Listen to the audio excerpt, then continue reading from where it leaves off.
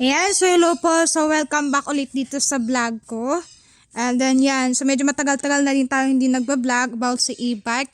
And sa akin kakarating lang yung stocks namin for Super Uno and Super Uno Line. So ito po yung kakarating lang and kakatapos lang yung unloading natin.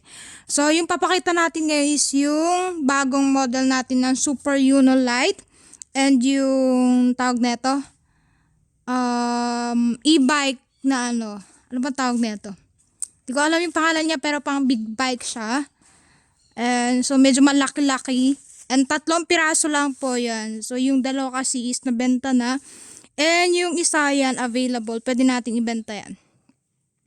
Yeah, so 3. Hindi ko alam anong model ba to. Pero wait lang, check natin. And so Pirelli. Pirelli. So e-bike po yan. Bali ganyan lang talaga yung design yan. 3 piraso lang. So, yan. Papakita natin yung Super Uno Lite na color Bianchi green or mint green na lang. So, ito lang kasi yung na-assemble natin ngayon. Bale, 5 colors yung available na colors natin sa Super Uno Lite. And Super Uno is 7 colors po. So, ngayon mamaya ipakita natin Super Uno. Pero ito muna yung unahin natin. And then, kung makikita nyo yung design niya, and almost same lang dun sa Super Uno Plus, yung pinakaharapan niya, kaso nga lang, eto, combination ng Super Uno Plus and Super Uno. Ay yung sa likod, Super Uno yung stand yan. And then, yung battery nito is 48 volts, 12 ampere, pero pwede nyo kabitan yan ng 48 volts, 20 ampere if gusto mag-upgrade. Yun nga lang yung space kasi dun sa may lagayan ng battery, hindi siya ganun kalapad. So, ito kasi naka-design na yan 48 volts, 12 ampere, pero pwede nyong tanggalin or palitan yun yung lagayan niya. Tapos, yan, 350 watts pa rin. Ang kagandahan kasi nito, in-upgrade namin yung controller. So, modular controller yung ginagamit natin. Or yung, usually kasi yung controller na nakabit dito is ginagamit yun sa mga ganyan. Or 3 wheels or ano pa ba, yung medyo high-end na e-bike po. So, pinalitan namin yung usual na ginagamit natin na controller. Saglit lang. Ito yung sample nung controller na nakabit ngayon. So, ganyan siya oh. Ayan. So, mas less na yung wire na dito sa likod. And then, tawag nito, bihira ka lang makakita na sa 2 wheels na ganito yung ginagamit nila na controller. Pati yung hub nun is same lang, 350 watts, pero sa bilis kasi, mas mabilis to kesa yung unang nilabas namin. Tapos, same pa rin yung panel natin. Hindi, yung panel ganun pa rin, pero kagandahan niya, kasi yung nakaraan, walang Bluetooth speaker yun. And then, in-upgrade natin. So, meron na din siyang Bluetooth speaker na naka-built-in na din po. So, pwede kayong mag-play dyan ng music habang nag-ride. So, same. Ayan, ito yung battery. Ito yung sa odometer and then speedometer. So, makikita mo rin dito yung, ano ba to? 1, 2, 3, 4. Ayan. So, 1, 2, 3 lang yung speed niya. Pero, I think pwede nyo i-modify yan ng 4 speed. Kaya meron siyang 4. Tapos, eto. So, hindi ko masyadong gamay yan. And, nag-blink yung signal lights sa right side. Left side naman to. So, ayan yung itsura niya sa harapan.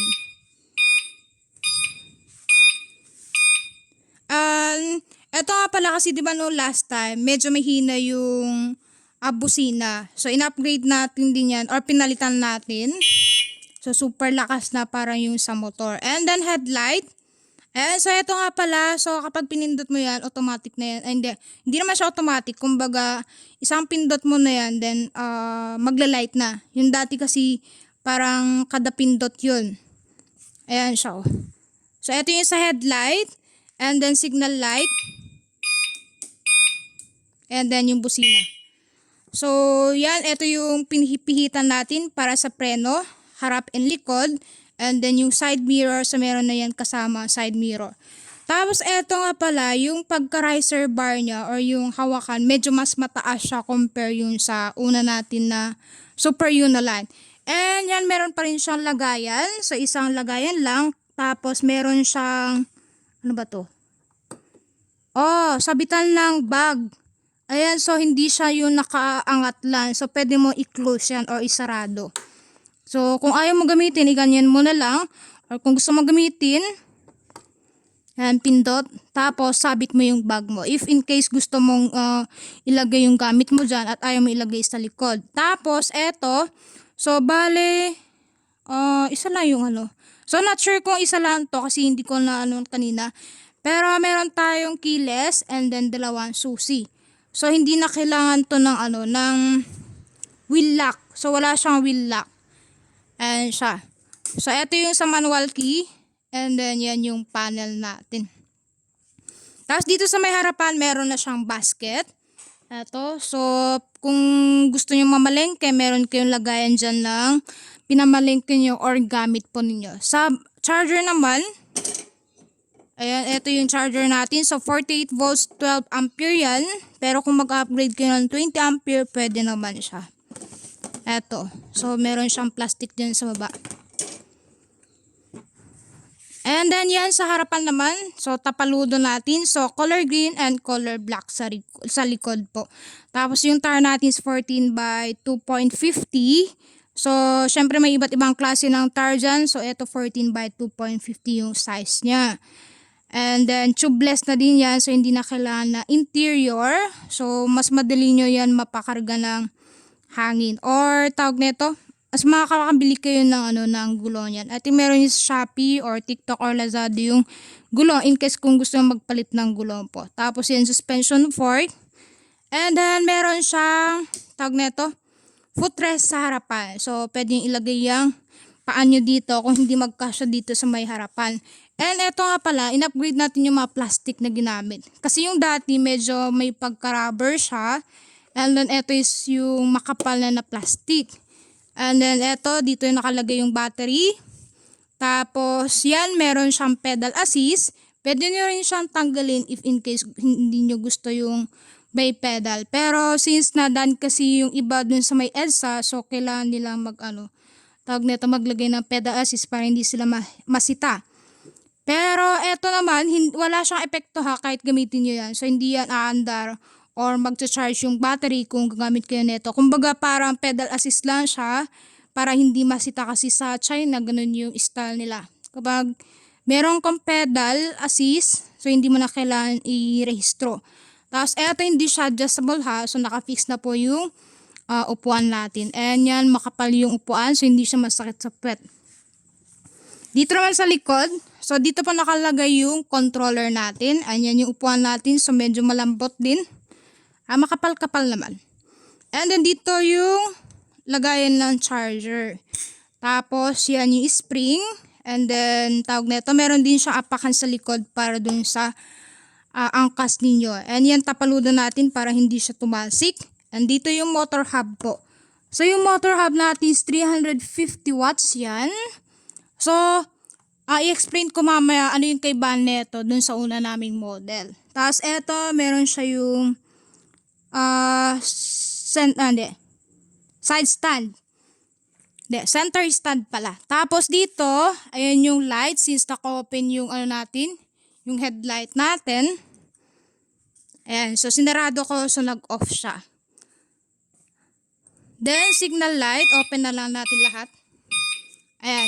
So, eto, signal light, meron kang dito sa likod. Dati kasi parang wala ata. Nasa side yun.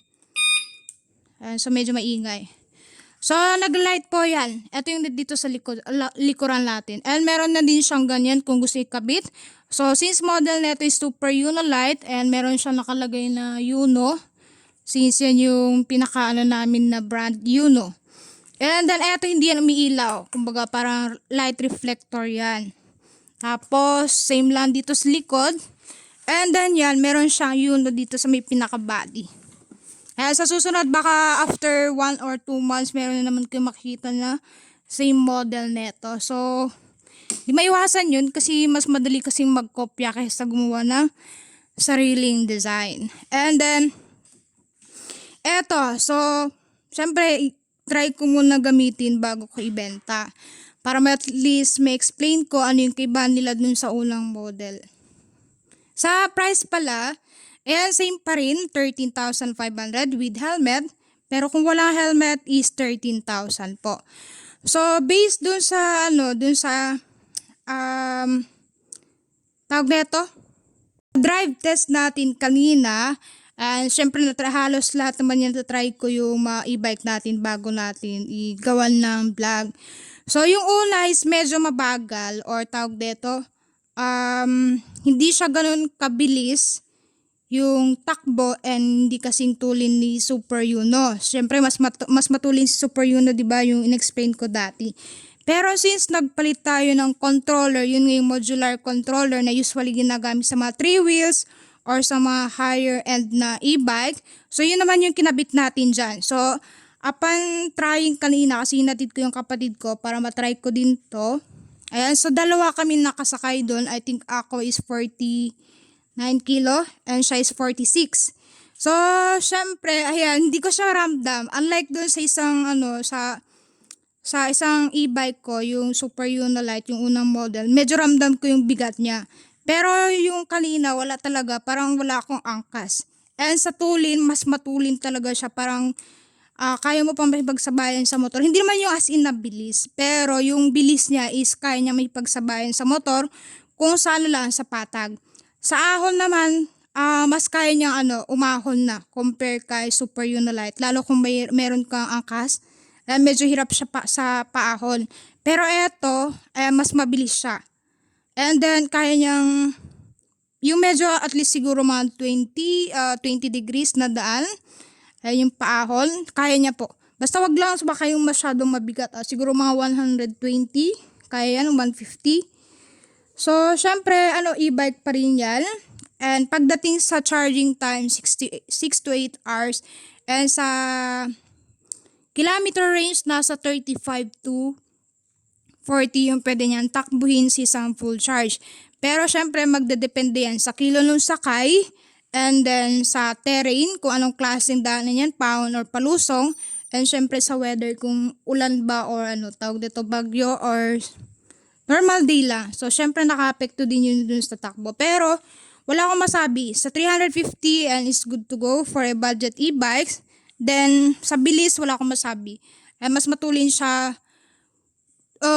Hindi ko kasi ma-explain kasi wala pa masyadong na gumagamit ng modular controller sa mga sa mga medyo low end na na budget e-bike. So I think may nakita ako na ganitong controller kay QS Motor ata. Yung mga tig 4,000 plus. Yung medyo mga ganito na e-bike.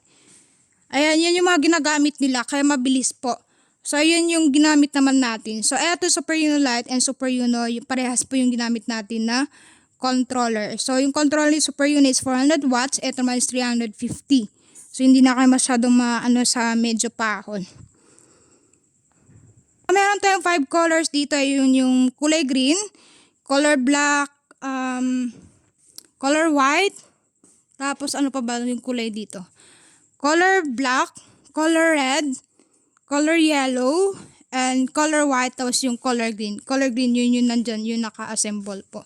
So, available yung mga stocks natin para din sa mga retail and wholesale. Pero sa retail, kailangan yung pick up dito sa shop or pwede rin Lalamove.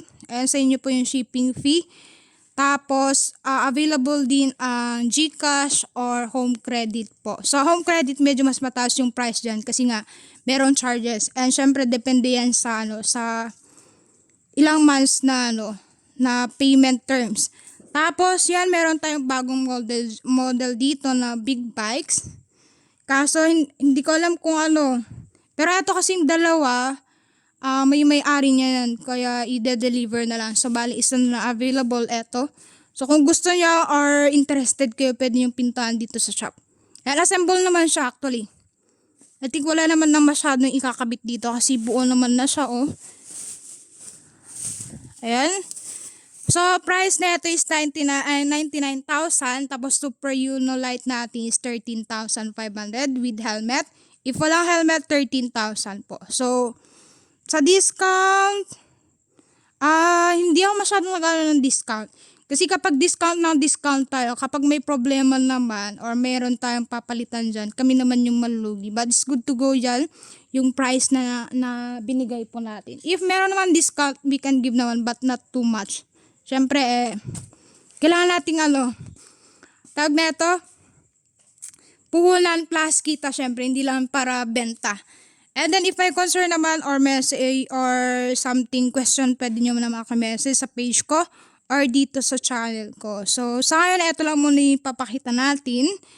And then, available for pick up dito sa RMT, ito na sa Muntinlupa. Or message nyo sa page. Open ako from 9 a.m. to 5 p.m. po. So, pakita natin Super Uno. Baka may Di ko lang sure kung assemble na to. Pero, ayan, Super Uno. Sina-assemble pa lang siya. And yung battery na naman na ito is 48 volts, 20 ampere. So, 4 na battery yan. 4 din na battery yung 48 volts. Pero mas maliit yung battery niya. Ayan, ganyan yung 20 ampere. 12 ampere. Asan? Yung ganun yung mas maliit dyan. So, syempre mas mahal yung price nito. Pero, kaganda ni Super Uno, tawag na ito, mas matagal siya malobat. Syempre, mas malaki na battery. Syempre, mas matagal siya malobat. And, kagandahan yan, hindi ako nag-price increase.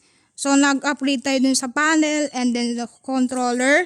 Pero, same pa rin yung price natin. Kaya, hindi ako nagbibigay ng discount sa Super Uno po. Wala akong masabi kasi almost naman yung mga reviews natin Super Uno. And kaya yan yung nag-stay na model or brand natin. So, yan. Thank you and God bless. Message me na lang if may concern or kung need nyo pa ng ibang information. So, thank you. God bless. Good night po and ride safe palagi. Magbabay kayo, Mingming. O, di ba nagbabay si Mingming? Mingming! Ayan, so halaga namin to nakita lang kanina doon. So, ang ingay. Pero bagong panganak lang din ata yan. So, bye-bye po.